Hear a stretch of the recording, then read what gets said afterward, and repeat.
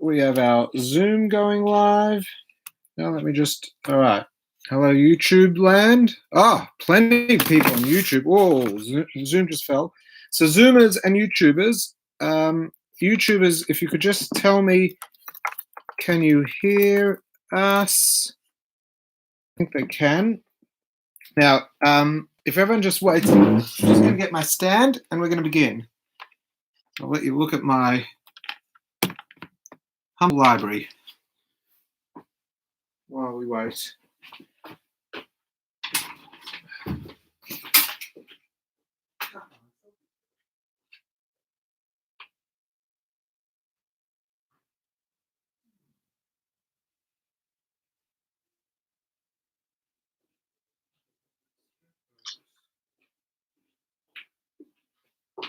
Oh well, and we're back. Okay, I know you can hear me, but you can't see me, but I'll be in the view in a moment. All right. Hi, everyone. Now, I'll be half a tick. So everyone who's on Zoom, if it's okay with you, I'm going to mute everyone so that because I'm going to start with mute all. All right, I've muted everyone. You can all unmute yourselves at different points as well. And there should be the opportunity to chat. Yeah, in the chat sections where you can ask questions. I'll try to keep up with it all. But for now, I'm just going to first start with all the prepared questions. So before we start, we're almost with everyone. Sorry. We've got lots of technologies here. I think one of the whole interesting things of this whole coronavirus, the impact of it all, is how digitally savvy everyone is becoming. Like, there's just no room for rebellion anymore. So, all right, Rob, it's good to see you. It'll be fascinating. Just, I know this is one of the last things anyone's thinking about, but with greenhouse emissions and targets, so many people have said that they are not going to drive to the other side of Melbourne for a meeting. They're not going to fly interstate for a meeting. So I think we're going to see some very interesting changes to the world and the environment and the planet as a result of what's going on in the world right now. Oh, this isn't working. This is ridiculous. Well, everything else is working. Here we are. All right, one sec.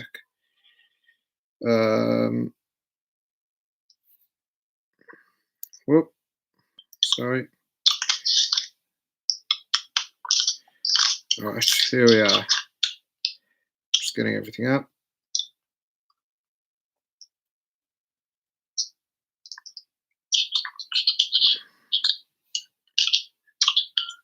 Okay, so good evening, everyone. We are going to begin. And so hello to everyone on YouTube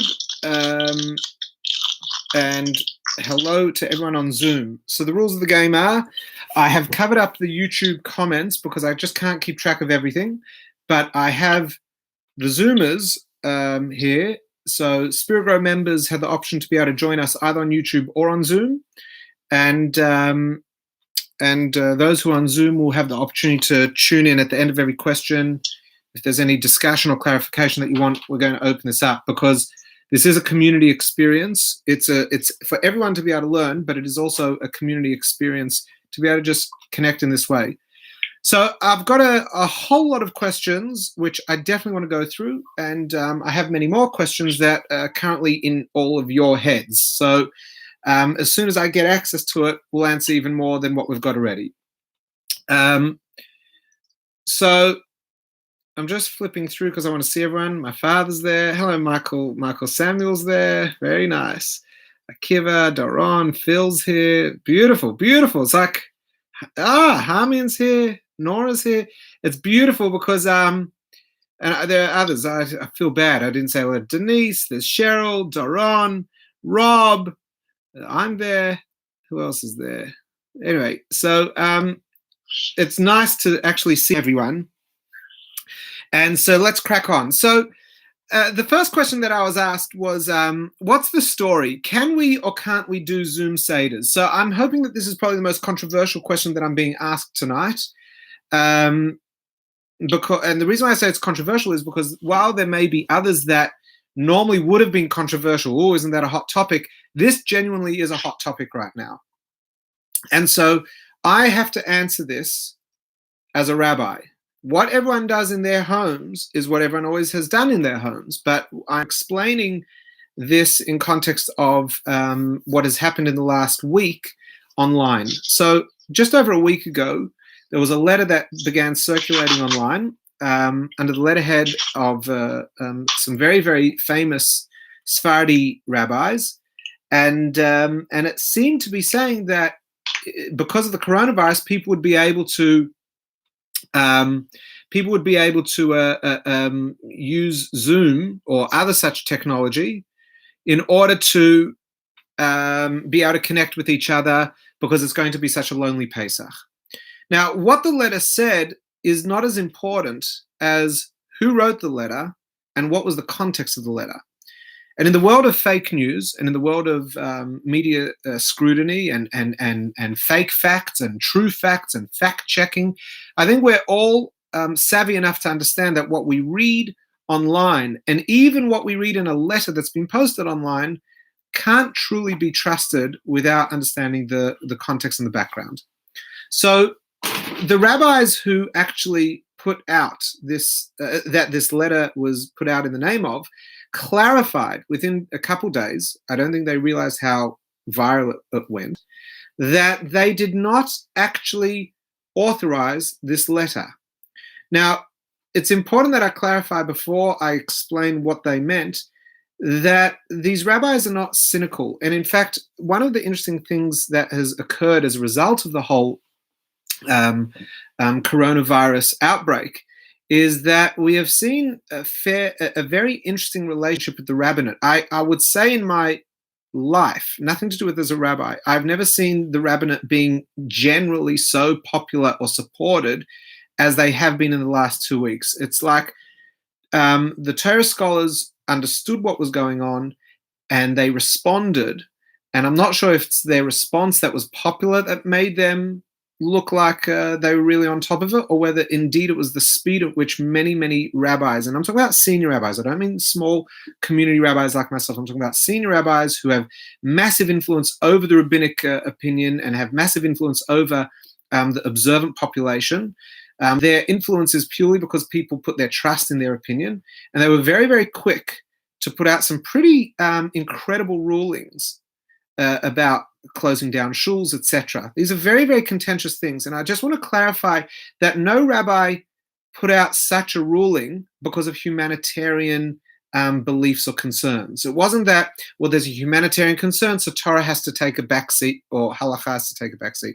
Every single rabbinic ruling with humanitarian concern has been done in accordance with halachic process. So what has been explored is, what does halacha say in the event that there is an outbreak like this? And sadly, this is not the first time that there is an infectious disease going through the global community. This has happened throughout human history.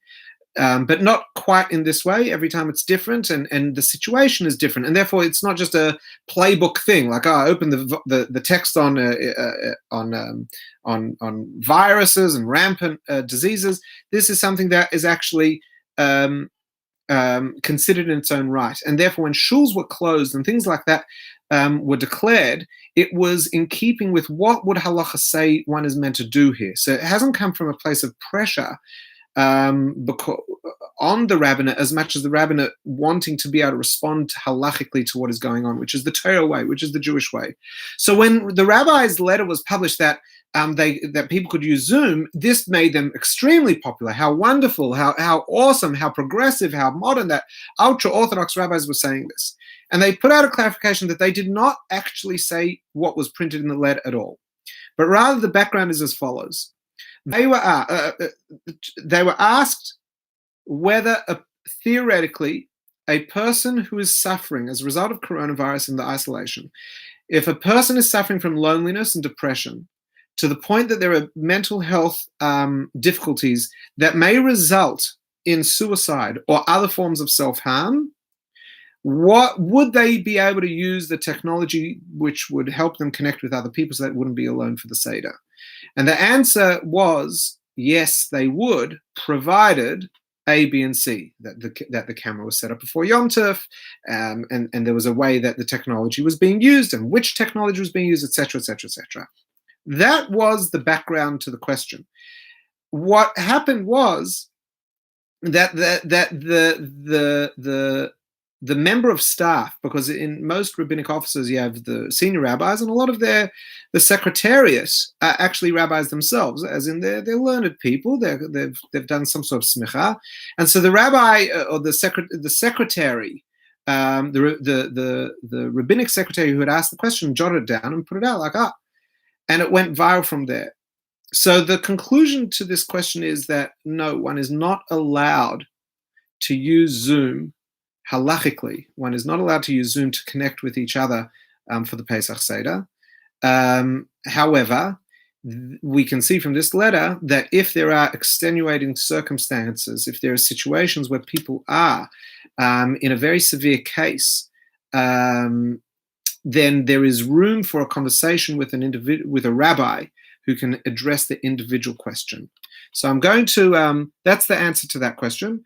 I'm just going to unmute everyone on Zoom and just see, is there anyone that wants to ask any quick questions on this particular question before we move on? I'm not going to be able to get to everyone because Baruch Hashem, we've got a wonderful crowd. Menachem, yeah.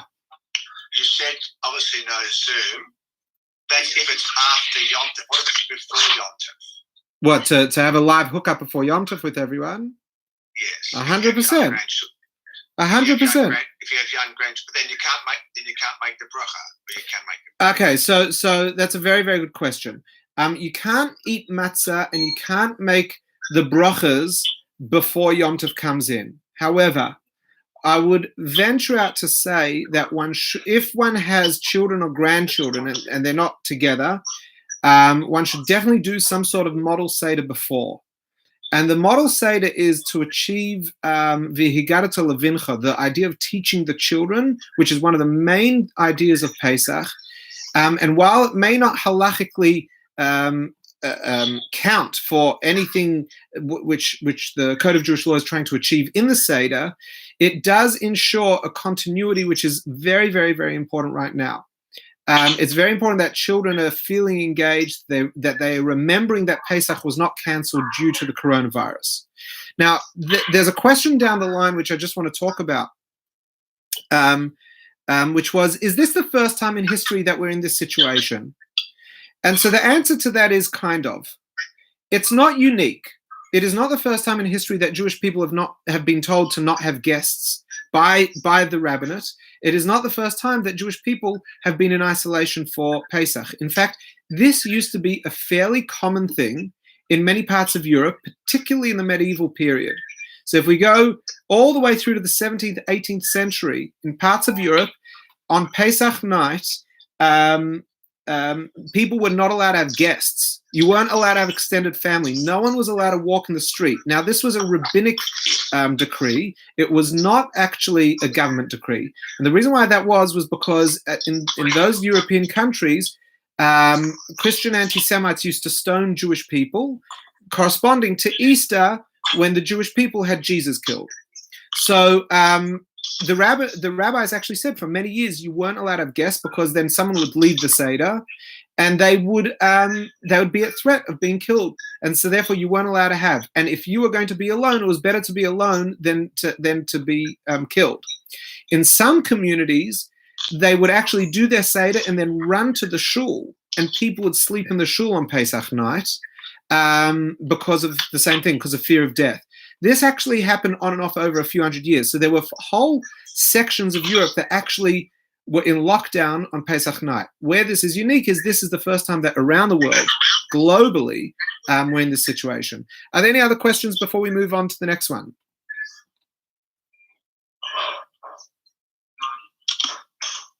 Okay, great. So I'm gonna mute everyone again, and we're going to continue. Mute all. Okay, so the next question is an interesting one. It's why isn't gluten-free by definition kosher for Pesach? So gluten-free is a bit like organic. And I remember Rob Lair is on the phone, and we actually once had a fascinating discussion about this. Rob was telling me about organic hashgacha, the idea of getting a certification from the organic body, the Council of Organic Food, I don't know what it is, and that they come out to farms and they test the soil and they test the plants, they test the produce to make sure that there isn't there aren't chemicals and other things. But it actually has become quite a checklist as opposed to just a spirituality of is the farming done in the right way, etc. It's become if you do this, then you're organic. If this is not, then it's not organic. And if you're not certified, you're not organic. So even if you've done all the testing yourself, if you don't have the certification, you're not organic. And it's interesting how institutionalized it has become. But in a way, it's like any spiritual system, any system that is built with a deeper belief or an altruism. And I don't necessarily mean that in a religious way. Eventually, if you want it to continue, you're going to have to put a framework of law to allow it to be transmitted from one generation to the next or from one group to another. So the laws of gluten-free are not necessarily really the same as the laws of chametz. So gluten-free comes in many, many forms. You can have that through the use of enzymes and chemicals that the gluten has been stripped away or broken down in things that once had some gluten traces. And then you have some things that are genuinely gluten-free because they are genuinely gluten-free, like tapioca. So because something is gluten-free, it doesn't mean it's not chametz. Chametz means it's got the 5 grain. It's a product that is made from one of the 5 grains of wheat, barley, spelt, rye, and oats, and it has been mixed with water, and it has had either 18 minutes to rise, or it has been mixed with water and juice, and therefore it just required 9 minutes for the fermentation process to begin. This fermentation process you can watch in any jar. If you take some flour and water and leave it, you'll start seeing bubbles beginning to form inside the dough. And so that is what chametz is. That's what leaven is. So you can have a gluten-free oat. It is still going to become chametz. That's number one.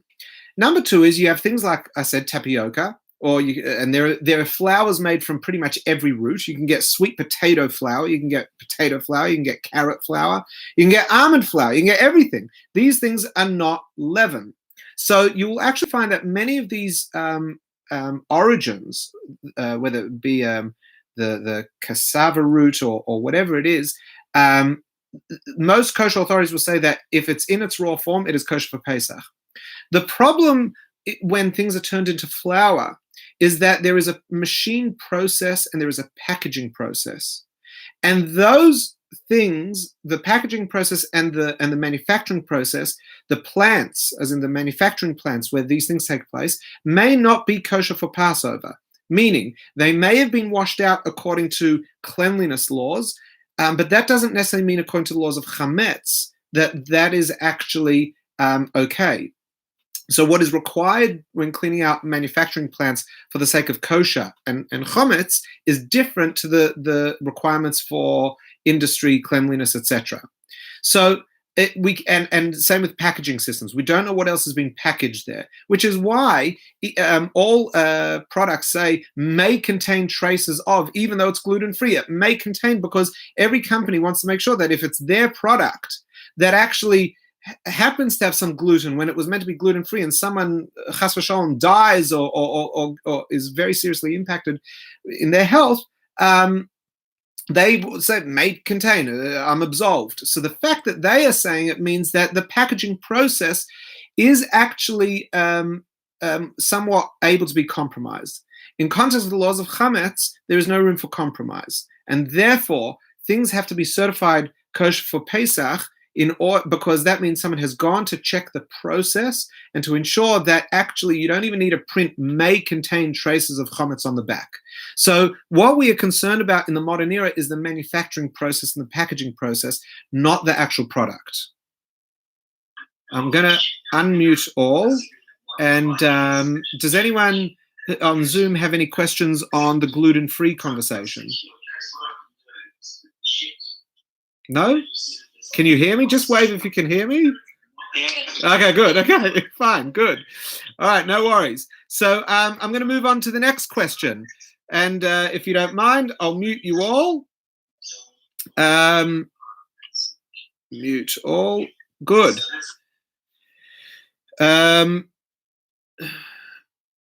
Okay, so the next couple questions, these are short ones and they're good ones. I heard that I can't eat roast meat at the Seder. Is this true? The answer is you heard correctly.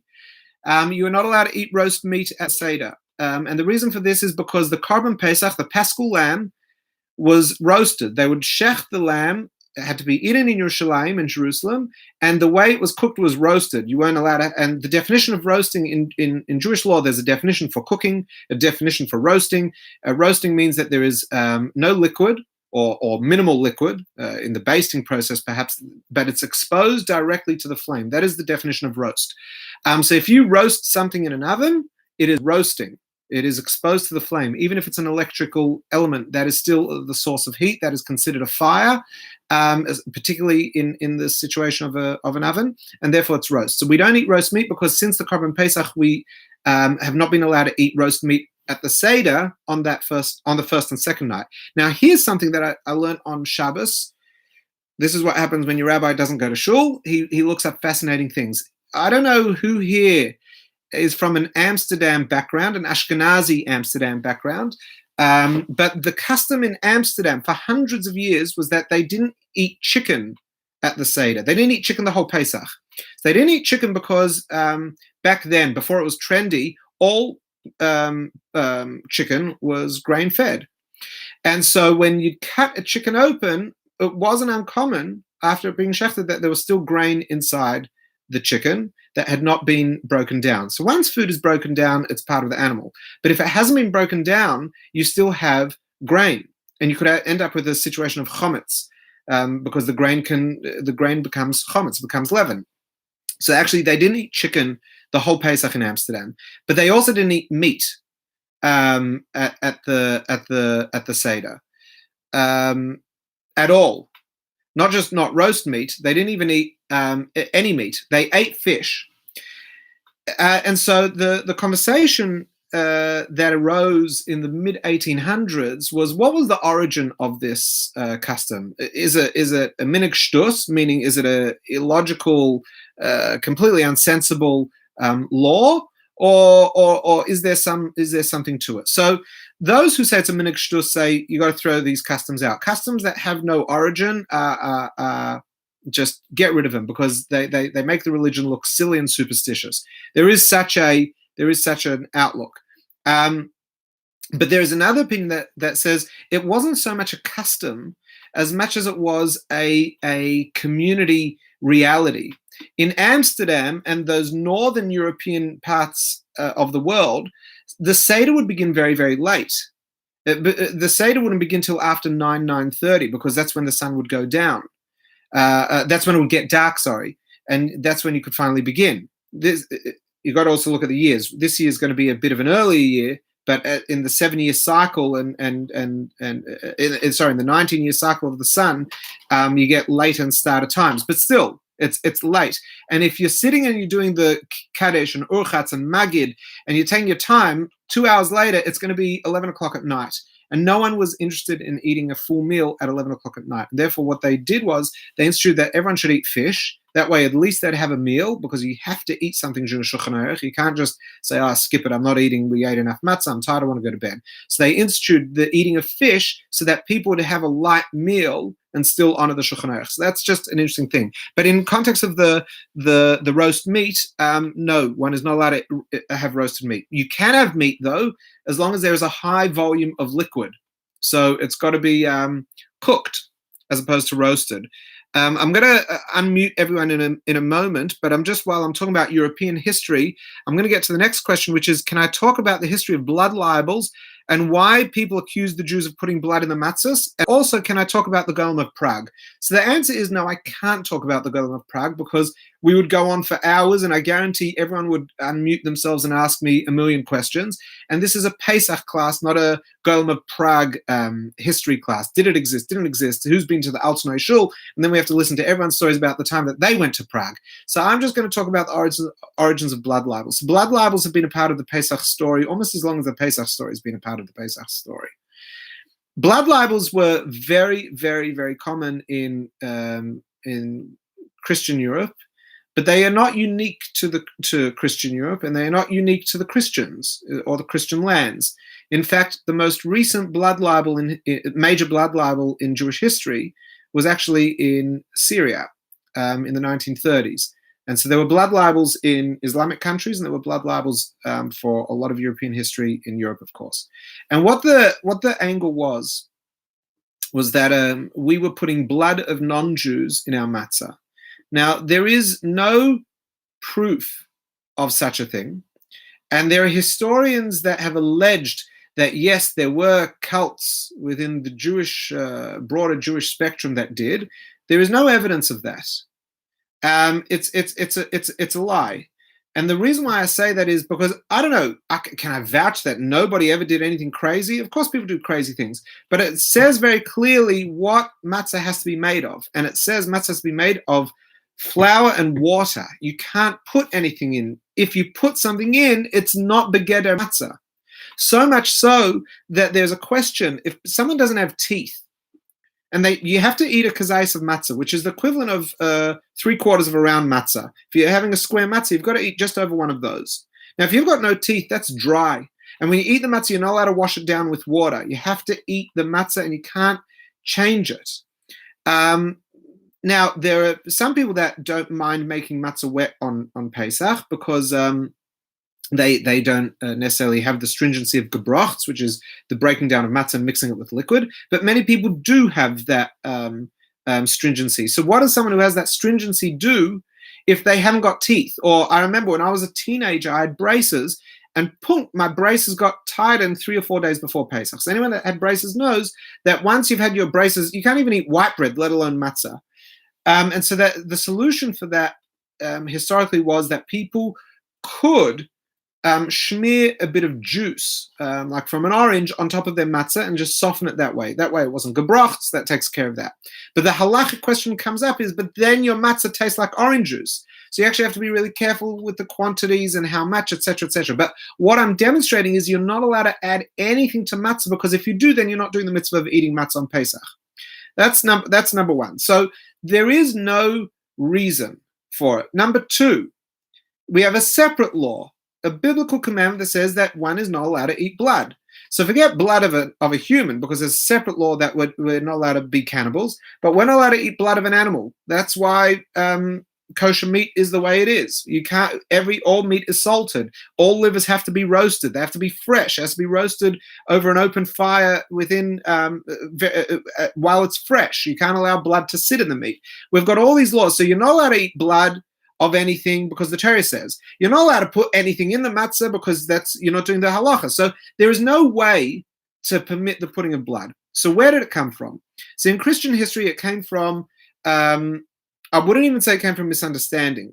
It came from a convenient story of being able to talk about when we put blood on the doorposts in Egypt, the killing of the sheep, and the killing of the firstborns in Egypt, when Hashem killed the firstborns in the 10th plague, and that we on Pesach celebrate not the freedom but the death of the Egyptian. That concoction allows for a very convenient reality for anyone that doesn't care so much for the intelligence of a blood libel as much as the rebel rousing of a blood libel, to say that they put blood in the matzahs. What happened, as is a very, very, very famous case with, if you Google this, William of Norwich, which was an English blood libel, is that if a child was found dead, and there are cases in the areas around Prague, actually, in the days of the Maharal, Rabbi Yehuda Low in the 16th century,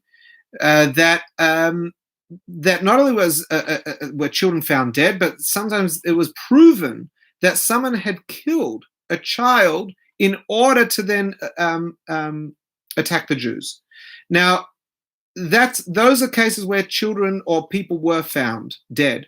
But there are many historical times of blood libels where there was no corpse, no dead body was ever found, but it had grown legs over the centuries that we do this, and therefore it was easy to say dead child, February, March, April time, it's the Jews.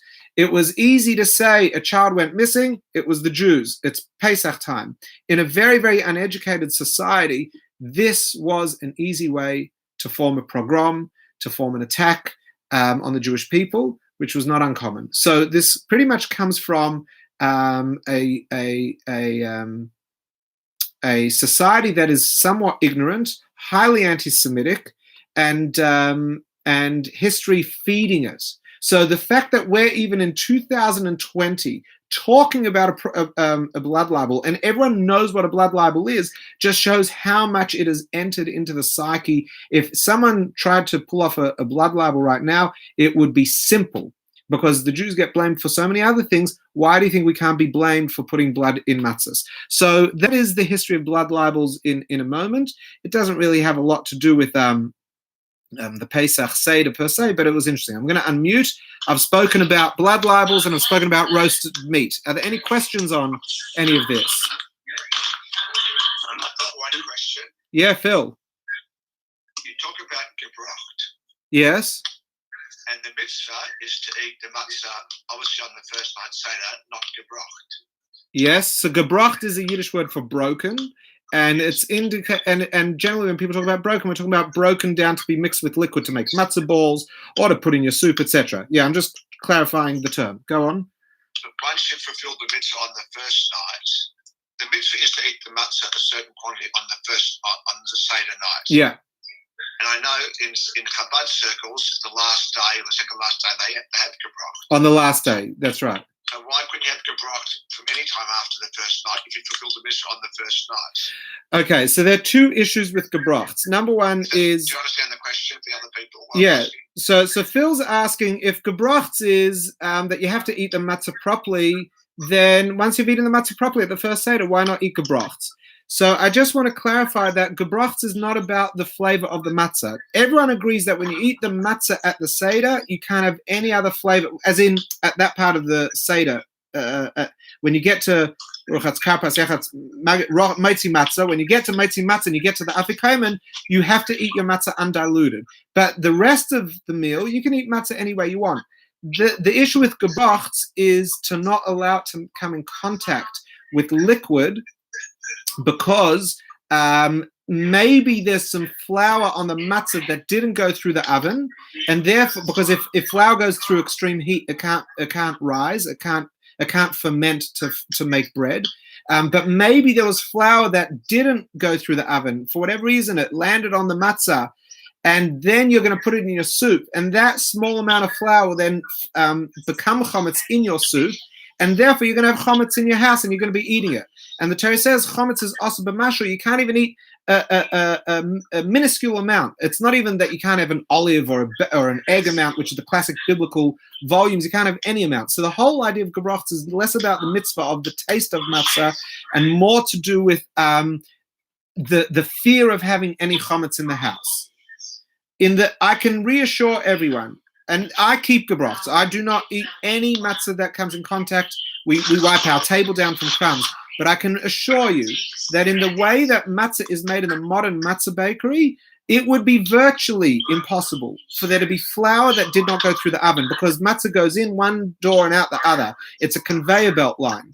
However, because I say it's virtually, it's like the packaging says, may contain traces of unbaked flour. Therefore, you have people like myself, like my father, and many other Jews who are careful not to eat gebracht.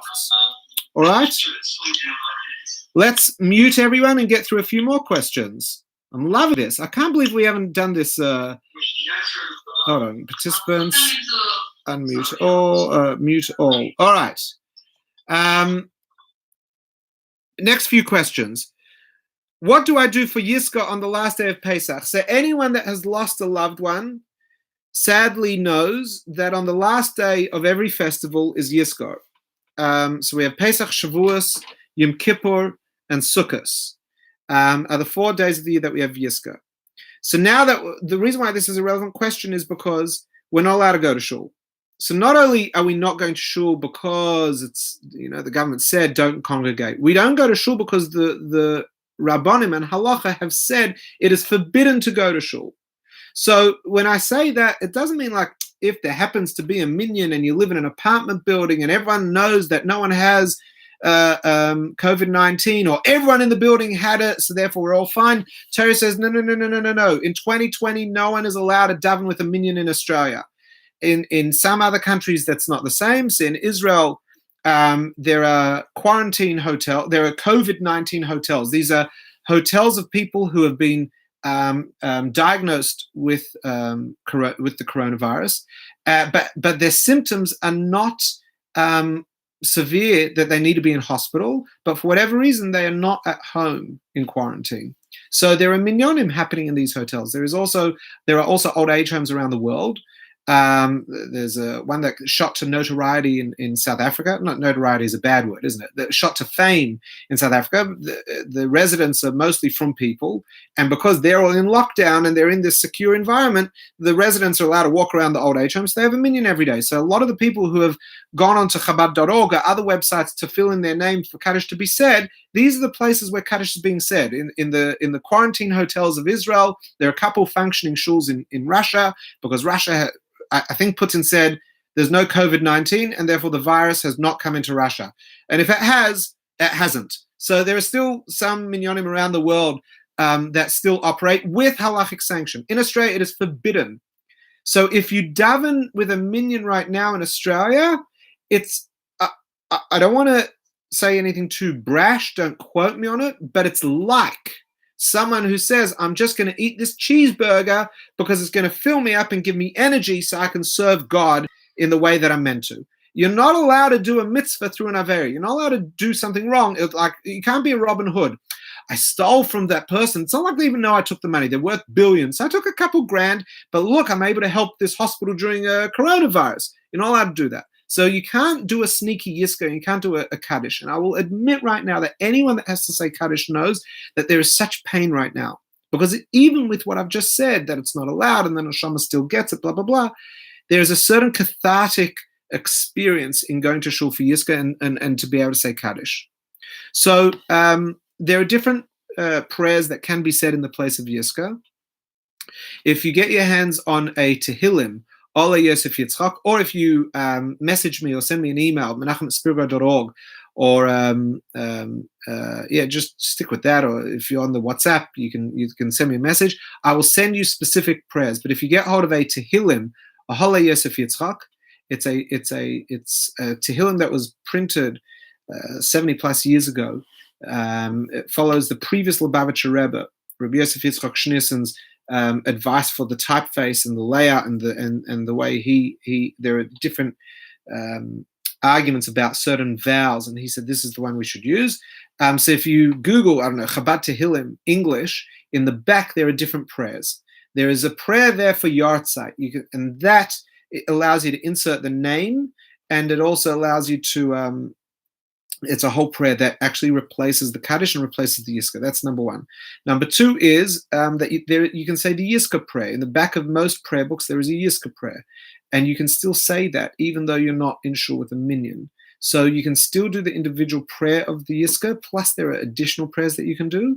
And the fact that you're not in shul does not taint the whole experience for the soul. Now, let me just tell you the history of Yizkor. Yizkor's origins go back to the Crusades. There was no Yizkor before then. Sometime around the first or second crusade, so what are we talking? The late 1000s, the early 1100s, there were many, many Jews killed, and the festivals were extremely sad, as in the Yom Tovim, and people needed an opportunity to be able to share, and over time they instituted the Yizkor prayer. that there should be this outlet.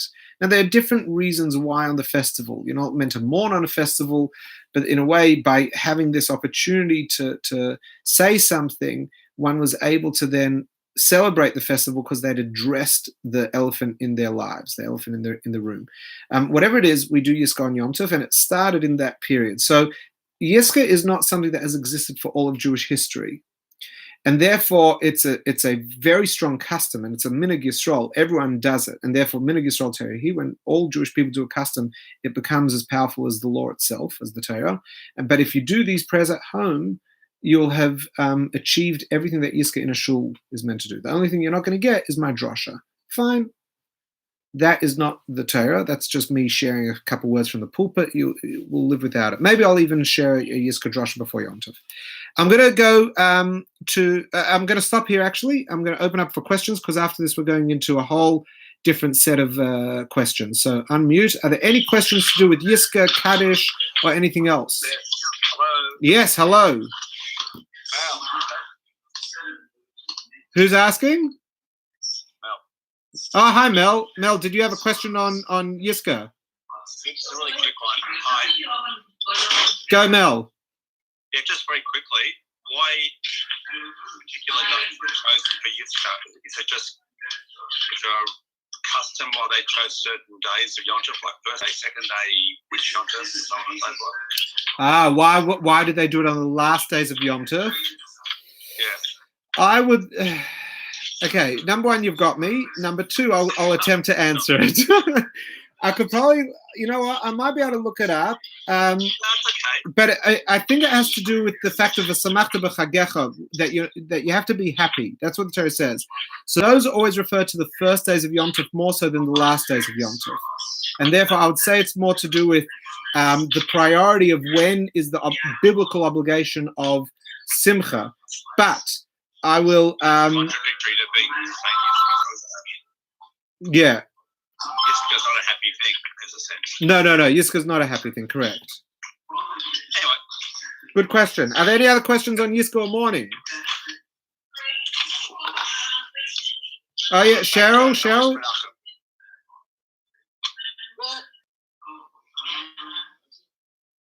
Cheryl, go.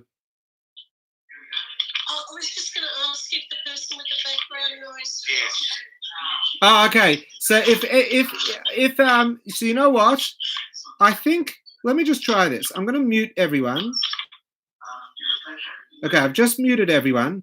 Cheryl, can you just be our guinea pig? Can you unmute yourself and talk to me? I just want to see if you have the capacity to do that. No, again. I do. Okay, fine, good. So I'm going to not unmute anyone. From now on, if you have a question when I finish, you just unmute yourself and ask, and that way no one gets everyone else's background noise. Cool? All right, cool. I'm going to put everyone back on mute. All right, next question is, can you give us some interesting customs for the Seder? I can. Number one, I mentioned this in the crash course video. You can use strawberries for karpas. So normally people use potatoes and onions and things. You can use strawberries because strawberries are technically a vegetable. That means you can also use a banana. So I guarantee you, you're not gonna have, if you're grandparents, you're not gonna have the grandkids with them, because they would ask the question, Zaydo, Bobba, why are you dipping a banana in salt water? And you say, I'll tell you why. Because we were slaves in Egypt. So anyone who's got a smart kid should say, but bananas didn't exist.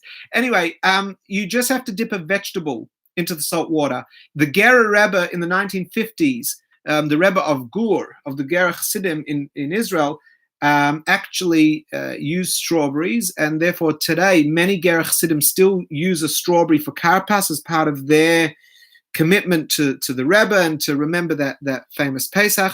But you can use any vegetable, halachic vegetable. So if you make a borei priya adama, means it grows from the ground. Bananas, you'll say, grow on a tree. However, banana plants don't last more than a couple of years, and therefore they're not considered proper fruit trees. Fruit trees are long-lasting plants that don't die. They may go into hibernation, but you can still see that they're alive. Other interesting customs are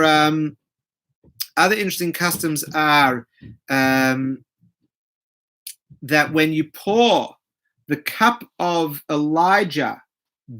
When you finish the Seder, you pour the cup of Elijah back into the wine bottle. So there's that cup that gets filled up at the end of benching. You fill up an extra cup, you put it in the middle of the table, and you open the doors with the candles for Elijah.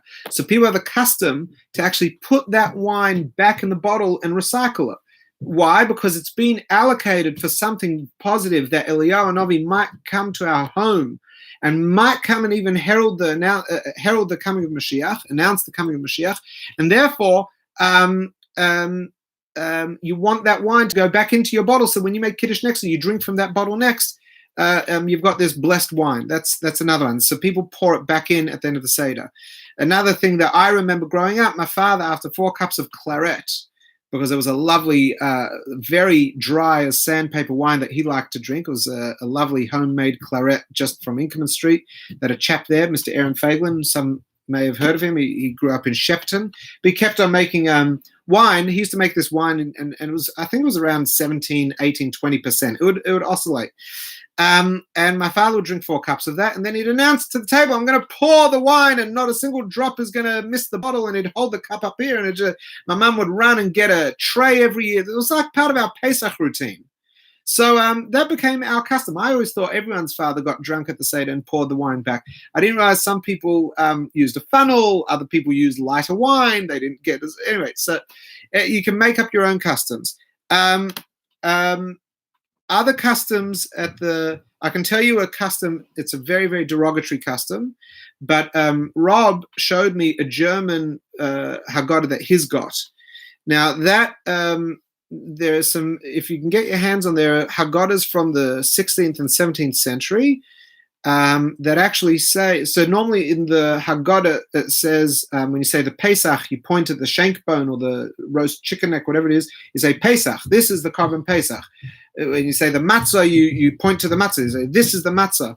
And there are actually some Haggadahs from the 17th century, and 18th century that say at the morrow, and I have no idea how anyone got away with it. This is when you talk about the morrow, when you talk about the bitter herbs, you point at your wife. Now, that is crazy, if you ask me, but I'm just telling you that there is some pretty wild customs that existed out there.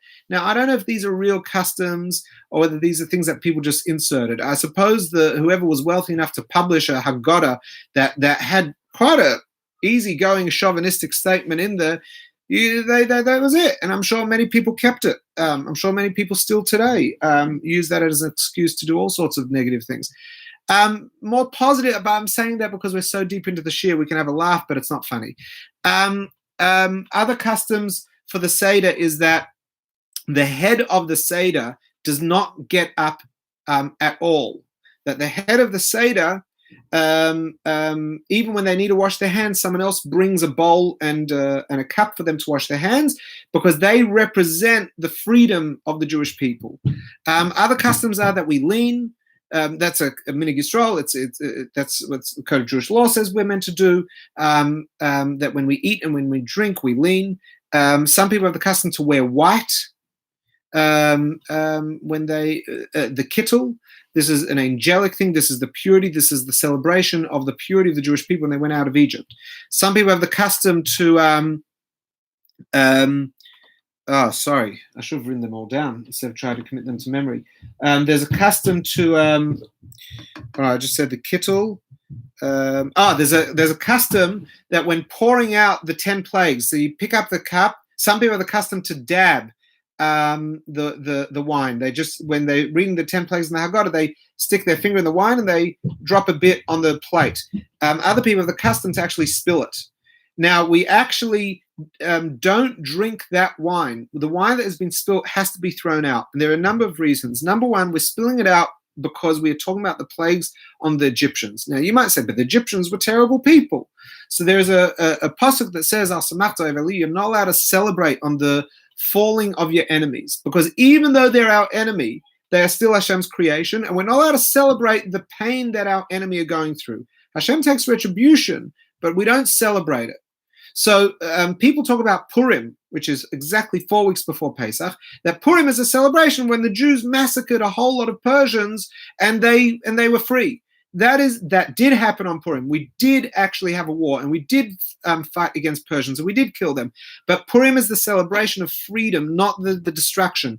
Pesach is the freedom of our people, not the destruction of Egypt. There is no festival in our calendar which is about the destruction of another person. So therefore, when we pour the wine out, we don't drink it because we don't want to benefit from the death or the pain or the suffering of another person. Okay.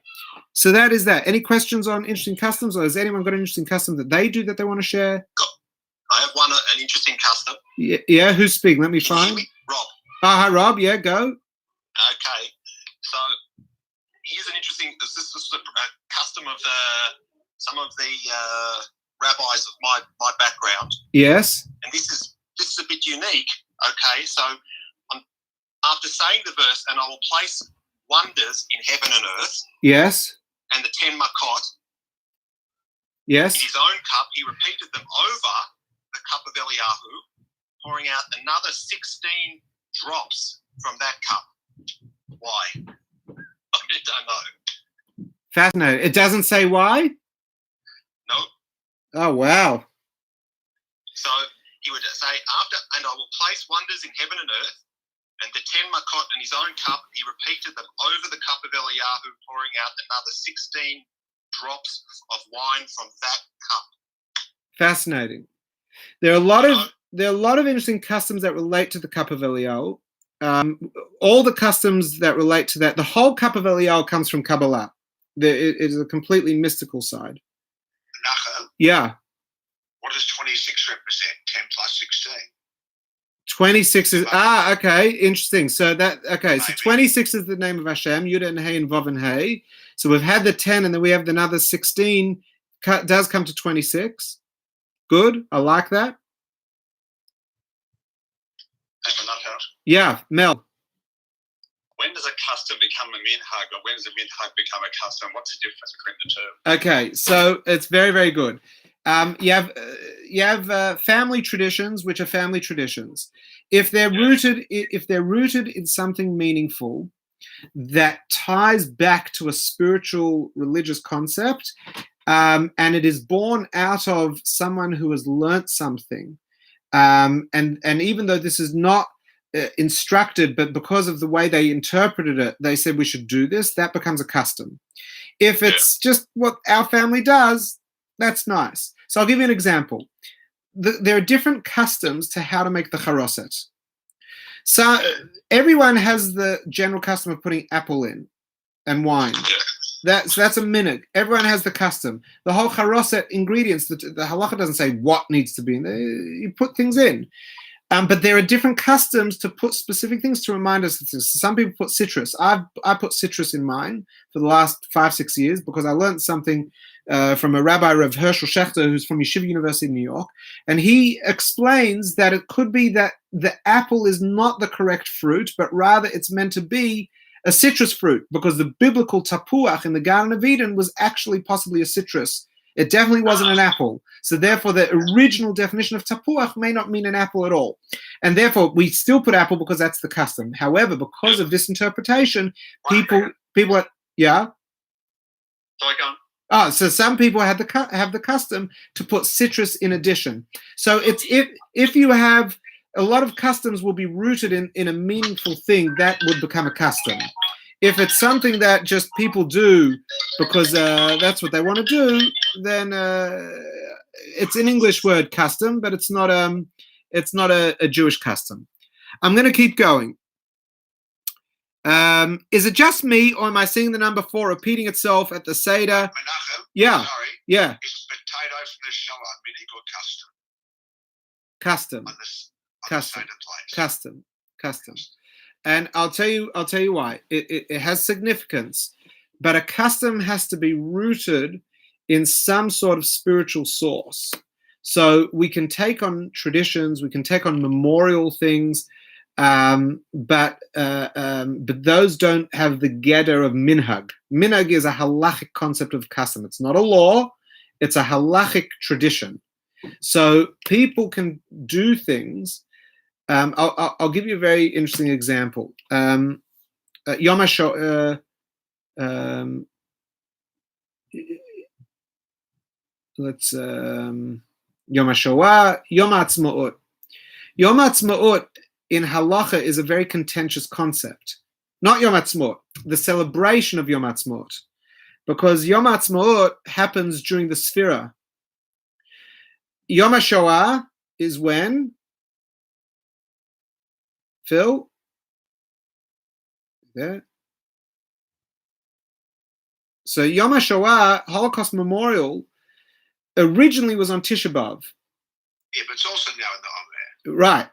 So here are two interesting things. Originally, Yom HaShoah was on Tisha B'Av. Tisha B'Av is the 9th day of Av. It's when we remember the tragedies of the destruction of the temples, the Crusades, the Inquisition. So in 1946, 1947, 1948, all the way through into the 1950s, Tisha B'Av was the day that people did Holocaust Memorial. Yom HaShoah was a day that was created in Israel. It was a creation of the Israeli government, and it is there to correspond with the Warsaw Ghetto Uprising. The Warsaw Ghetto Uprising is very, very important for Israeli history in general, for those that know about Israeli military history, because it's all about the uprising, as opposed to anything to do with the concentration camps. Because in early Israeli history, the idea of Jews being led to the slaughter was not what they wanted to be known as. They wanted to be remembered for the uprising, even if it was a failed uprising. So therefore, Yom HaShoah became Yom HaShoah. The problem is that Yom HaShoah is in the month of Nisan. And halacha says that one is not allowed to mourn in the month of Nisan, the month of Pesach. You're not allowed to mourn. You're not allowed to have any national memorials for sadness. So it was a halachic problem. I'm not talking about whether we should or shouldn't do it. I'm explaining the halachic dialogue on the subject. Likewise, Yom HaAtzmaut. Yom HaAtzmaut is in the month of Iyar. So it's the day that Israel declared independence. The Ben Gurion read the Statement of Independence. The UN voted. But it's in the month of Iyar, which is smack in the middle of the Omer, in the month that we don't do weddings, we don't do anything. And the reason why is because it is a mourning period. It's a time that we remember a whole lot of sad things, including the death of Rabbi Akiva and plagues, and actually not that dissimilar to the coronavirus in localized areas. And therefore, it's forbidden to actually celebrate. The definition of celebration is live music, parties, etc. Yom HaAtzmaut, though, is the declaration of Israel. How could you not party? So you have this interesting halachic discussion about, declaration of Israel, but that doesn't necessarily mean that it is a time for that you can go against the halacha. So I'm pointing this out in that these are, you'd think I was crazy if I told you that Yom HaAtzmaut you're not allowed to celebrate and Yom HaShoah you're not allowed to memorialize. But this is to answer Phil's question of something on the table to remember the Holocaust. It's a nice thing, but it's not halachically mandated. So we have many things in our culture as Jewish people that are nice, and they are customs of the people, but they are not minhagim. That's all I'm saying. I'm not weighing into what's right and wrong. I'm weighing into the definition of custom, and I'm actually just really pumping all this information so that you have so much to talk about at your Seder. Let's get on with is it just me? Am I seeing 4 repeating itself? If it's significant, can you please explain it? Okay, very, very quick answer, because the clock is not my friend. The clock is not my friend. It seems to be ticking faster than I can talk. So yes, there are lots of 4s in the Seder. There are the 4 sons, the 4 cups. There are the 4 questions. The Seder is actually divided into 4 parts. There are so many 4s. The number 4 is very, very important because there are 4 languages of freedom in regards to the story of the Jews leaving Egypt. These are the 4 different terms used when describing the Exodus. At different points, Hashem says, I will take you out. I will save you. I will take you. I will take you and I will take you out are 2 different words in Hebrew. So that's why I'm repeating myself.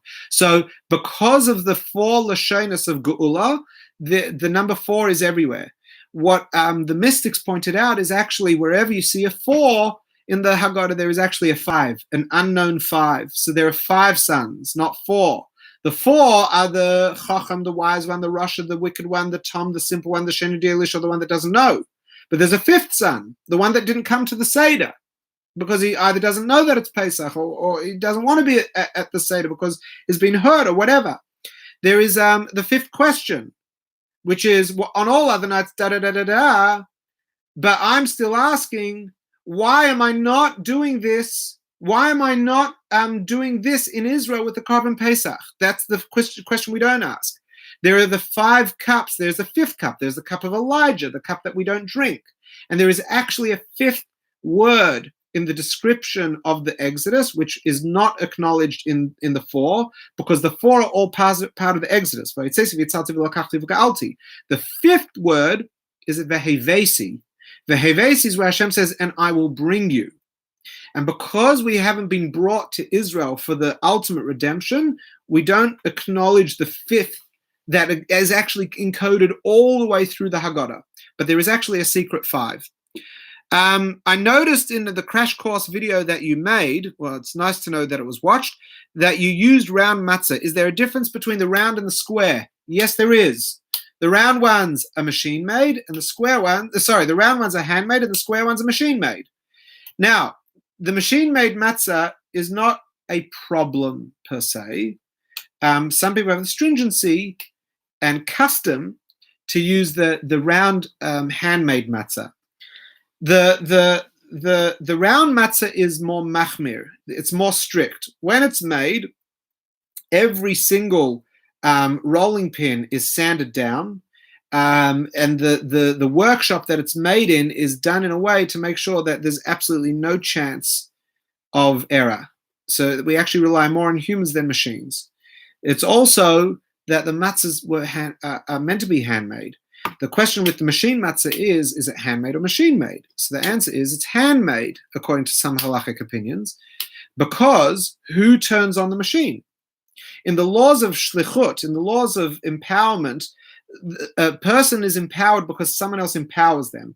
A tool of an individual is part of the individual themselves. And therefore, a machine doesn't work without someone pressing the button. So when you press the button, you've made the whole machine do what you want. It's no different. It's a massive rolling pin. It wouldn't have the electric current without you pressing the buttons. Therefore, the machine matzah and the handmade matzah in that way is the same. Not according to, there are some opinions not, which is why some people say, no, I only want handmade, because they want to tick off all of them. The other issue with machine matzah that some people say is that maybe a piece of dough gets stuck in a part of the machine and that might become chametz. Okay, there's human error as well in the handmade. So there is there's a custom to rely on the handmade round matzahs. Why are machine matzahs square? It's actually very simple. Less wastage, more efficient. Squares are much more efficient than circles in the manufacturing process. They're also much easier to package and much easier to ship. So don't worry about the shape. The shape is just a practicality. Somehow I feel that Michael Samuel, if he's still with us, liked that answer. Are there any questions about the matzah before I move on? Okay. Selling and burning. What about shmira from harvest? So Naomi has asked, what about shmira from harvest? So shmura matzah, which means guarded matzah, means that from the point of harvest, the wheat has been guarded, that it didn't come in contact with any liquid. So they harvest months ago. What are we in now? Not months ago. They harvest when they harvest. We've got to think Northern Hemisphere. They harvest when they harvest. It's then kept through winter, and then they are baking. They bake their matzahs, right? No, they harvest now. Whenever I'm not a farmer. I ask the farmers on the chat when. But shmura is that from the point of harvest, the wheat has been guarded. But you can have shmura machine matzah, in that the wheat is kept all those chumras, and they and that it's being used in a machine matzah. But that's where the term shmura matzah comes from. I just want to point out that in the last major Gaza war, there's a famous video that has done its round over the years on YouTube, which was that Hamas actually had underground tunnels that came up in a particular kibbutz, the plan was to actually come out of the fields and massacre the kibbutz. It was actually part of the complex tunnel system. There was one thing that Hamas didn't plan for. They had everything. They'd built kilometers long of underground tunnels to get into this particular kibbutz because it was further from the sea, and it was just fields and fields of tall grain, and therefore it would cover the people, the terrorists, until they came into the residential part of the kibbutz. What they didn't know was that this kibbutz is a shmura matzah supplier, that all their wheat is used by the ultra-Orthodox community to make their matzahs. So they didn't realize that, and when the ultra-Orthodox would harvest, they would harvest earlier than everyone else so that they could get the grain out and protect it. So before the Gaza war broke out, they'd come in and they'd harvested the whole field. One day, a whole lot of terrorists pop up, and you can watch the video, the IDF footage of all these black figures coming out of the ground, 16 or 17 of them, and there's no wheat to cover them, and they were just exposed out in the open, and they all got nabbed. So it's one of these incredible stories of the miracle of Pesach, that as a result of people having the shmura matzah idea of guarding the wheat and harvesting it early, it actually saved a whole kibbutz from a terrible end. Okay, selling and burning chametz, not very 21st century. No disrespect, but it seems more than ritual than requirement. It seems more ritual than requirement. Okay, fine. A lot of things look more ritual than requirement if you don't know why they're being done. I take no insults at this. Let me explain. The burning of chametz. The burning of chametz is symbolic. That's true. It is the destruction of the chametz. The whole checking of the house of chametz is symbolic. One has to make sure there is no chametz in the house. That is what we do. So what we do is we clean our houses, and then we actually say that we sell any of the chametz, any of the bread, cakes, biscuits, pantry cereals, anything that we have, we sell. I'll explain that in a sec. And we sell it. It gets sold to a non-Jew. And then I say any leaven that I have in my house, I actually I'm making it ownerless. I don't want it. It's not mine. Anyone can have it. It's called hefker. So when you make something hefker, it's generally not yours. The Torah says you're not allowed to own it, so it's not mine. And that's it. But you don't want to say like, oh, the cereal in my cupboard, it's not mine. Please, of course it's yours. You can only make something hefker if you genuinely mean it. When you put something on the nature strip, you're saying it's hefker. But you don't like have the TV on the wall and go, it's hefker, but I'm not putting it on the nature strip yet. It's just that you can't get behind the fridge. You can't get everywhere that there might be crumbs. You just say, if I had access to it, I'd chuck it out, but I can't. So I'm saying it's hefker. Whatever is not hefker is what I'm selling to the non-Jew. So the process of selling to a non-Jew is legal. We have to actually, there's a specific form that has legal ramification. The fact that everyone is selling their chametz for only a few $1,000s doesn't mean anything. People are buying face masks for $10. It doesn't mean that's what it's worth. It's just what someone's willing to pay right now. So this is early Friedman capitalist economics. There's demand and supply, and what the market is willing to pay for something is what the price is. So if every Jew doesn't want chametz and only one non-Jew wants to buy it for a few grand, that's all it's worth. It's a bit like a business class ticket on Virgin Australia right now. It's not worth anything because you can't go anywhere. So if I'm not going to pay to go nowhere, even if it's in a business class seat. So if no one wants it and one non-Jew is willing to buy it, he can name the price. So you might say, oh, it seems weird. It's not weird at all. It's economic theory 101. The process of the sale of chametz is a legal process. And in theory, if the non-Jew decided to renege on it and the contract wasn't worded right, he could actually walk, or she could walk into our house and take all our chametz after Pesach, during Pesach, after Pesach. So it may not feel very 21st century, but boy, it's 21st century. There are lawyers involved in drafting these contracts. The burning of the chametz, so after we've checked our house that there's no chametz, of course there's no chametz, I've vacuumed the whole thing. It's a symbolic process that goes back to a time that it wasn't symbolic at all, before we had vacuum cleaners and when we had earth floors and when we had smaller kitchens and we lived in one space. Houses were much smaller, especially if you've been to Israel. You go up north. Where's the winery? The Yarden winery is near Katzrin. If you go to Katzrin, they've rebuilt a typical Talmudic village. If you go to the archaeological digs of Jerusalem, you can see how people lived. They lived in these tiny spaces. So checking your house for chametz was a very real thing. But why stop? That you're not allowed to stop something. So we do it. It is more symbolic, but it's the consciousness. And then we burn it the next day is the destruction of that chametz. And yes, it is somewhat symbolic, but it is symbolic with legal implications. And you can't stop just because we now have vacuum cleaners. What happens if in 100 years it's not a coronavirus, but it's a electricity crisis or something else? And don't say it can't happen, because I think we can see now anything can happen. What if we get doomed back to the Dark Ages? Then this law will become just as relevant as it always was. So just because something seems to be less relevant doesn't mean it is irrelevant. So that's my response to that question. Can you elaborate on the whole orange thing?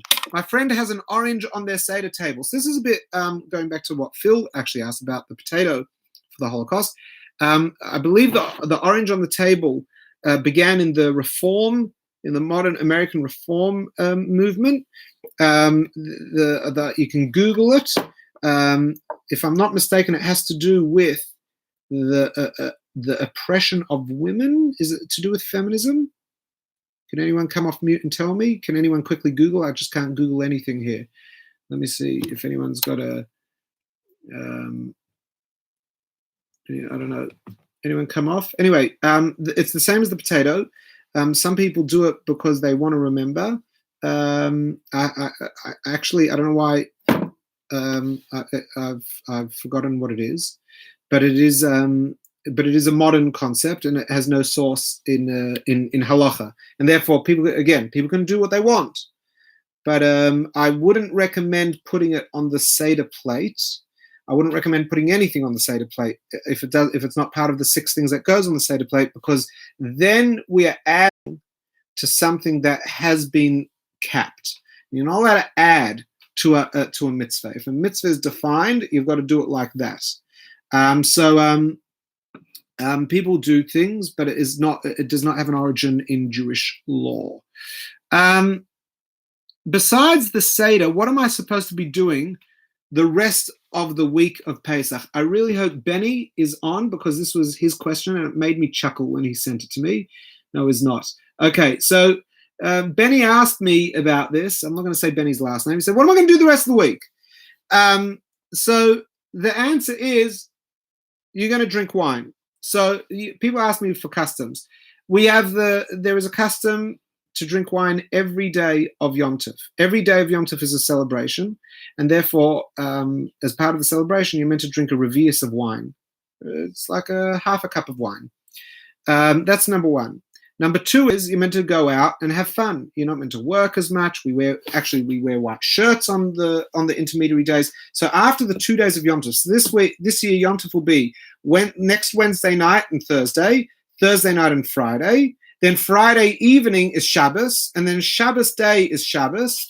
Even though it's not part of the first 2 days of Yom Tov, it is a Chol Hamoed, but it's Shabbos. You can't drive. Then you've got Sunday, Monday, Tuesday. Yeah, Sunday, Monday, Tuesday are also intermediary days. Then Tuesday night, Wednesday night, Thursday are the last 2 days of the Yom Tov. So the Yom Tov is Yom Tov. What are you meant to do? Well, normally you're meant to go out on field trips. You're meant to go and have fun. You're meant to relax. You're meant to eat well. You're meant to drink well. You're meant to treat those days like the Yom Tov. The problem is now we're stuck inside. So whatever you've been doing on a Sunday in this coronavirus period, do that. Use the time to learn. Definitely use the time to tune out. It is a Yom Tov, and you should be definitely limiting how much news you're reading. In general, you should be doing that, but especially on Yom Tov, because anything that's going to impact the simcha of Yom Tov should be avoided. But I can't really tell you. But Doron asked me, and I'm skipping down to Doron's question because it's relevant to this. There are some differences. So number one, on the 2 days of Yom Tov and Shabbos, we only wear a tallis if you're a male. You just wear a tallis, not the tefillin. And the middle days, unless you have the Ashkenazi custom to put on tefillin, we don't put on tefillin. we treat it more like a Yom Tov than a regular weekday. So we don't wear the black boxes.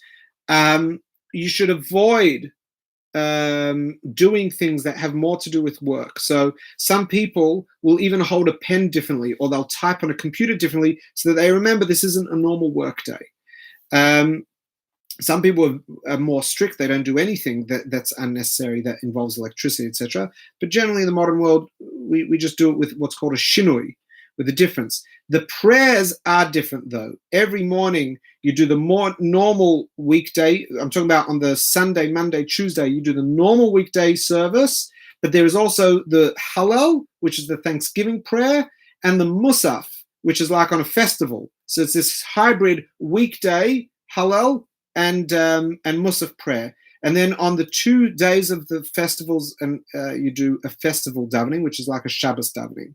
So if you look in a Siddur, you'll see that there is a section for Shabbos and Yom Tov Amidah, a section for the Shabbos and Yom Tov service, and you follow that. During the week, you do the weekday one, and you just look for the prompts. If it's Chol HaMoed, if it's weekday festival, which is what it literally means, then you should actually do slightly different. So you just follow the Siddur. Other than that, it's same old, same old. Any questions on those last few things? Great. I'm getting towards the end of the list. I've answered which days are Yom Tov. Okay. And I've explained what do we daven on Yom Tov. The last day of Yom Tov, which will be not next week, but the week after Thursday, is called Achron Shel Pesach. Achron Shel Pesach is a very, very, very special day. Hold on. Akiva says, oranges on the Seder plate from the action of Dr. Susanna Heschel, who put an orange on the family Seder plate. I chose an orange because it suggests the fruitfulness of all Jews are when lesbians and gay men are contributing and active members of Jewish life. So there we have it. That's the origin of the orange. That's to do with the fruitfulness of and the progress of society. So, and URL provided. So Akiva has provided that. So that becomes yet another interesting thing. It's a nice thing that she did that, but it's not a part of the halachic customs of the Seder. So this would be no different to other customs that people have, because that's what they do in their home to remember specific things. So the last day of Pesach is called Achron Shel Pesach, the last day of Pesach. In the Hasidic and the modern spiritual calendar, in the last few hundred years, it is considered a very, very special day. And it culminates towards the end of the day with Sudas Mashiach. Sudas Mashiach is the Feast of Mashiach. It's something that the Baal Shem Tov started. The Baal Shem Tov, Rabbi Yisrael Baal Shem Tov, lived in the late 1600s. And the Baal Shem Tov said that the whole festival of Pesach is on a spiral of time that aligns with Geula, with going out of one's challenges, and not only Geula from oneself, but Geula out of Golus, that Mashiach will come, and that it's the celebration of the arrival of Mashiach, and us going out of the exile to Israel and freedom. So the last few hours is spent singing nigunim, beautiful spiritual songs. People drink 4 cups of wine and they eat matzah. And that's the Sudas Mashiach. And the focus is stories of hope, stories about a better future, and talking about the idea of Mashiach, talking about the idea of a redemption and what that really means. So that is a Hasidic custom that some Hasidim do. Normally at Spiritual, we actually do it every year. We won't be doing it. Well, I can't say we won't be. It's a long time away. Who knows what can happen? Maybe Mashiach can come and we'll have a real Sudas Mashiach. Okay. When and how do we start counting the Omer? Very, very good. The Omer.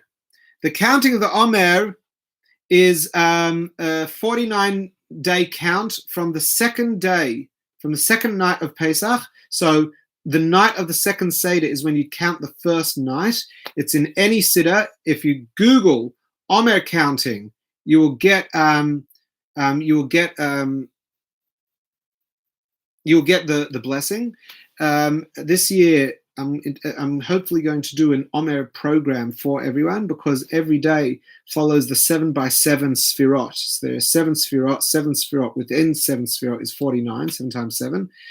And so the 49 corresponds to the 49 steps of the Omer. So we count 49 days from Pesach to Shavuot. The Torah says that we should count the 49 days until Shavuot. Now, Shavuot is not only the day that commemorates and we remember the Jewish people receiving the Torah, but it is also the end of this 49-day period from Pesach. And it was when we would bring the sacrifice in the temple of the new fruit. It also happens to be Beryl's Bar Mitzvah this year. Looking forward to sending updated invitations to you all. What's interesting is that the Jewish people traveled for 49 days from when they left Egypt until they got to the giving of the Torah at Mount Sinai. So 49 is an interesting period. It is a biblically mandated commandment. So every night that you count the Omer, Baruch atah Hashem Elokeinu melech haolam asher b'sveisav v'tzvano al sfiras ha'omer, hayom yom echad la'omer, hayom shnei yom la'omer. You count each one. You have done one of the 613 mitzvahs. It's that easy. Such an easy one. Why wouldn't you do it? So you start. It has to be done at night. So you start when it gets dark. You do it before the Seder. You count the Omer. So just get your hands on a siddur or a printout, because we don't want to be using technology to count the Omer, because it's Yom Tov. You can use it during the week, but not on Yom Tov. And so it starts from the second night. Are all Haggadahs the same text? Why do so many seem to be illustrated? And is the first part a religious service? And is that why we don't eat until we're like all the way through? And the only thing we do is we drink wine, but even the drink of wine is with blessing. So that was a multi-pronged question. So are all Haggadahs the same? The answer is today pretty much yes. Haggadahs, though, have an origin. It's actually, Haggadahs are slightly evolutionary.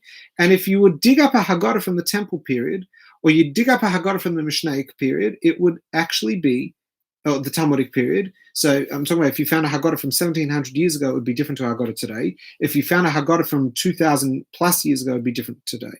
Number one, the 4 questions were different. They had questions about the Paschal Lamb. There are arguments in the Talmud as to what the 4 questions even are.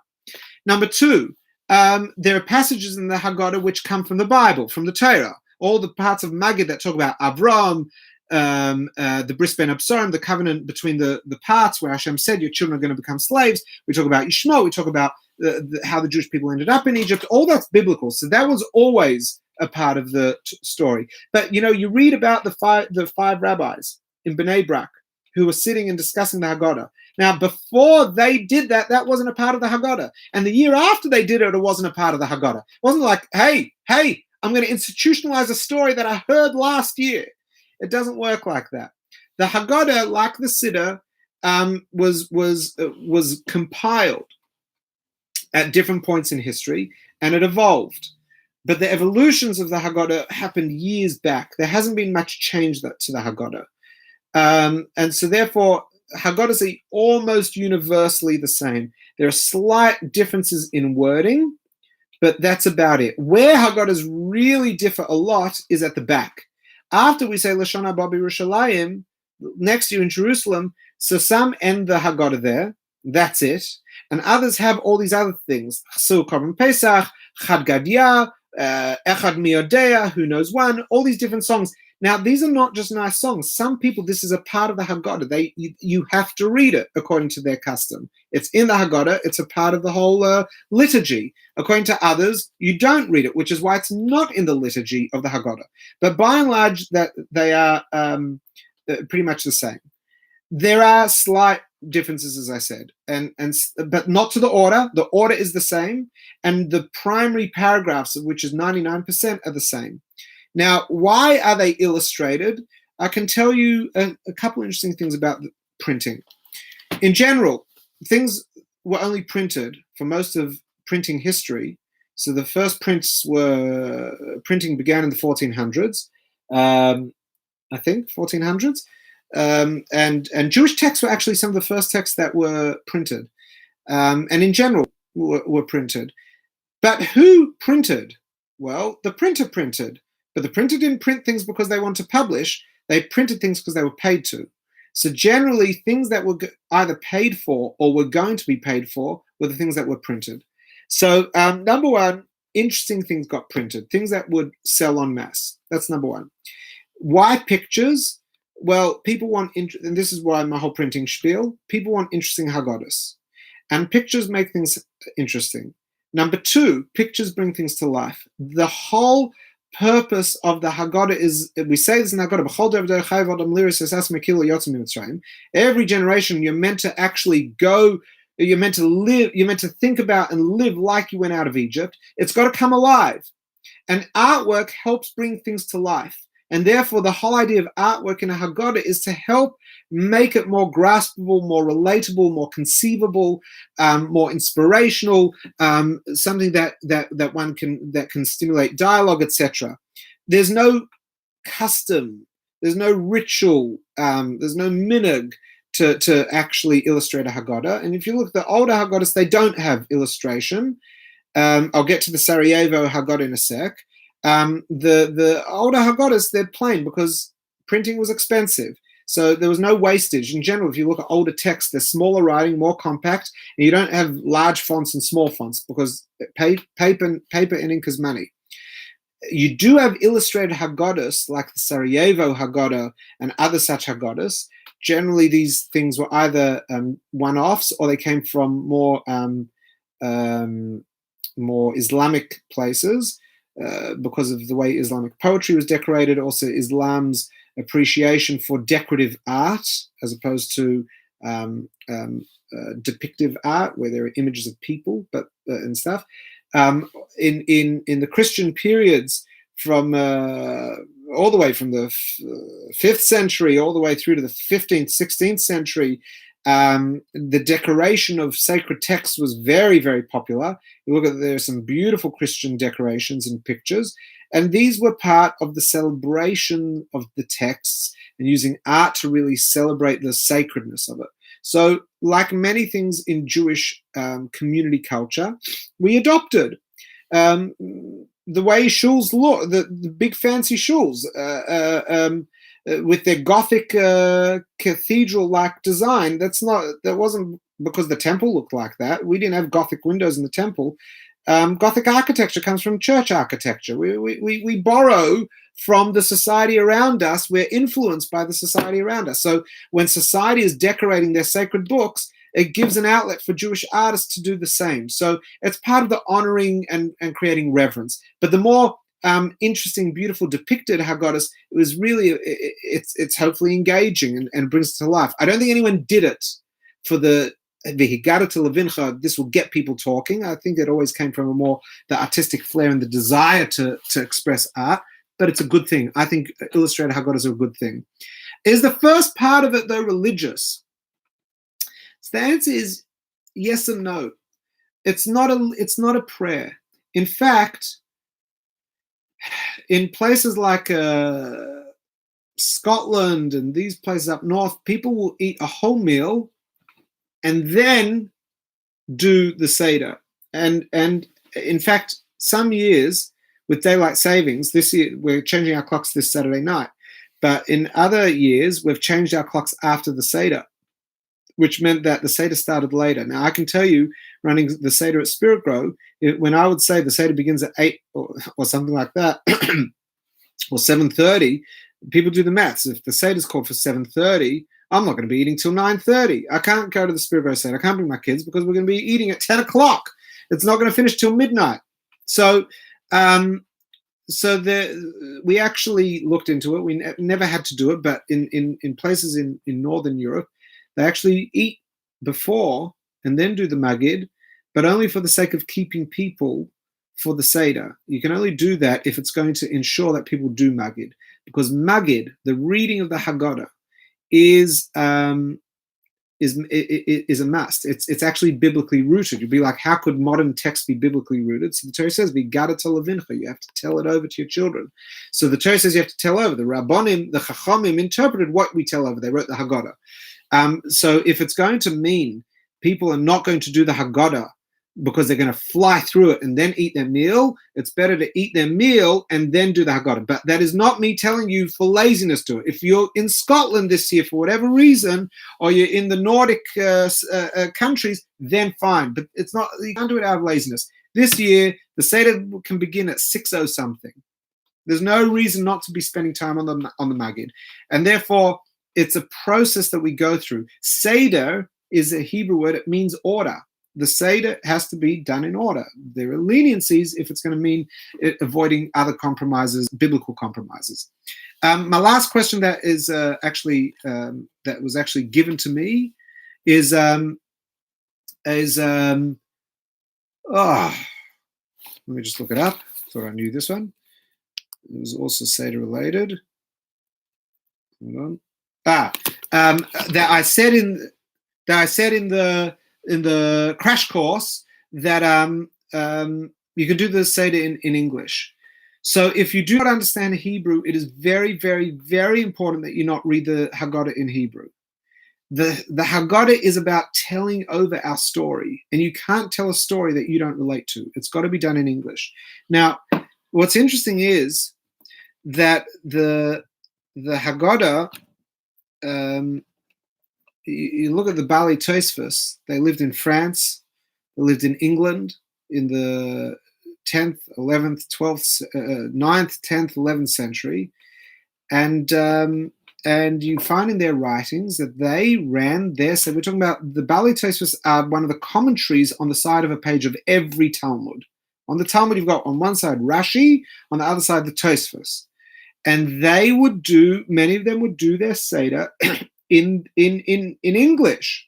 It wasn't English, it was French, it was Latin, whatever the language, I don't know what they spoke in England back then, probably French. But they would do it in these European languages because none of their wives, none of their wives, they weren't polygamous, none of the women were educated in Hebrew language.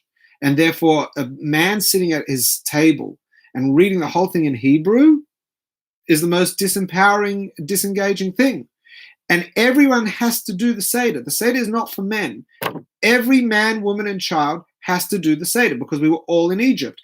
That's why when we make Kiddush, everyone should make Kiddush, or at least say Beri Pri HaGofen. Because normally in many houses, the man makes Kiddush and then pours the wine in people's cups. Everyone has to actually do it because you can't just have the first cup a sip from someone else's cup. You've got to drink 86 mil. So the Haggadah's got to be done in English, in the language that you prefer. Of course, you can sing it in Hebrew and you can read the Hebrew, but don't gloss over it. You can rush, but make sure you understand what you're rushing. Now, there is no need to do all your conversations and discussions in the first part of the Seder. You're allowed to save a lot of the discussion for during the meal. So it's important to talk about the thing, but if people are going to fall away and they're not going to bench and do the whole second part of the Seder, pace yourself. Especially this, you've got the right to pace yourself because there's no other family member going, oh, what are we doing? We're all by ourselves. We can finally do a meaningful Seder on our terms. So that's very, very important that you pace yourself, but we do it. It says in Shulchan Aruch, anyone that takes their time discussing the Seder, harei ze meshubach. The Haggadah says it in the Haggadah, but the Shulchan Aruch says that if you sit and you take your time talking about it, harei ze meshubach, this is praiseworthy. You are worthy of receiving God's blessing. So before I open it up to any other questions, because I know some people are going to log off when we finish, I just want to say that in the merit of all of us doing our story and doing them properly and doing them and taking our time, even if it's just yourself and your partner, even if it's just yourself, harei ze meshubach. It's praiseworthy, and in the honor of you doing it, in the honor of you doing it properly, despite the fact that you're not with the whole family, you're not with friends, you're not with as a guest somewhere, that we merit to actually have Eliyahu announce the Mashiach. Now, I want to tell you a story. I put it in the shul newsletter. After the Lubavitcher Rebbetzin passed away, Rebbetzin Chaim Mushka Schneerson in the 1980s, her husband, the Rebbe, moved into 770, which is a shul in Crown Heights in Brooklyn, New York. It's an iconic building because the Chabad, it's Chabad headquarters. And the Rebbe had his office there, but upstairs there were also apartments where his father-in-law and mother-in-law lived, where his brother-in-law lived for a while. He and the Rebbe, the Rebbe's and the Rebbetzin stayed there at times. So there were residential quarters there upstairs. And the first year that he was alone, the Rebbe never had guests at his Seder. It was always, he never had guests on Shabbos. It was always him and his wife. For 40-something years, the grand rabbi of Chabad, who set up the whole Chabad house system, who set up all these places that have 10, 15, hundreds of people for Shabbos meals, he never had a guest. It was always him and his wife. And not only was it him and his wife, there was no one else in the house. This was his time with his wife. He worked a 22-hour day, a 20-hour day. He was never around, but Shabbos, he was with his wife. Every day he was with his wife. There was a half hour, they'd drink tea together. He was uncontactable. But every Pesach he was with his wife. The year his wife passed away, he was going to be alone. So there was a family that lived a couple doors up from 770, and one of the children was sent to ask the Rebbe if the Rebbe wanted to join for their Seder, and the Rebbe politely turned them down. And when there was a question about, not a question, there was a comment like, but we don't want the Rebbe to be alone. And the Rebbe said, I won't be alone. I'll be spending the Seder with my father-in-law, the previous Rebbe. And the previous Rebbe had passed away. But there are a number of very fascinating, miraculous stories about the Rebbe's Pesach Seder in general, because he'd do his Seder and then people would arrive later and the Rebbe would talk. It was post-Seder. Or during the Seder, there'd be different people. The Seder was less private than a Shabbos meal. There'd be people there. But as the years went on, they became more private. And he said, my father-in-law will be with me. The Rebbe the Rebbe never saw himself as the Rebbe. He always saw his father-in-law as the Rebbe. He always quoted his father-in-law. His father-in-law is the Rebbe, even after he passed away. He's the sacred soul who we all want to connect with. And he said, I'm going to be with my father-in-law. And what was very, very powerful about that is that he was alone. He did the Seder in his office at a desk, and it took him hours.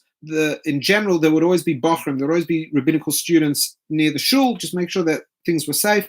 When the Rebbe opened the door for Eliyahu Novi, it was hours after he'd begun the Seder. So what had he been doing for hours? He sat and he did his Seder. So whether you're going to be with family or you're going to be alone, you're not just alone, but if you do it intentionally, you're with the souls of your ancestors, with the souls of everyone mentioned in the Haggadah. And actually, the Jewish halacha says that you have to do the Seder out loud. If you're sitting by yourself, you have to ask the 4 questions. It says in the Haggadah, you ask this to the father, the parent of the house. If you have no father, you ask it to someone else at the table. If there's no one else at the table, you ask the Father in heaven the 4 questions. So the whole Haggadah is going to be done out loud. Everyone's got to participate in the Pesach Seder. Guests is a nice thing, but doing it is the real thing. So I want to wish everyone a very, very happy Yom Tov. May we indeed get to merit a celebration of a miracle that we not have to spend Pesach alone, but but if we do, it should be the ultimate test of being able to make merry and find happiness despite everything that's going on in the world. Good night. Are there any questions from everyone on Zoom on anything we've said, or any questions that I haven't even asked yet? Any questions? All right. Well, then in that case, I'm going to actually say good night. I love you. And there'll be more of this before Pesach, and there'll be heaps of this over and after Pesach as well, because I can see this has been good. Good night.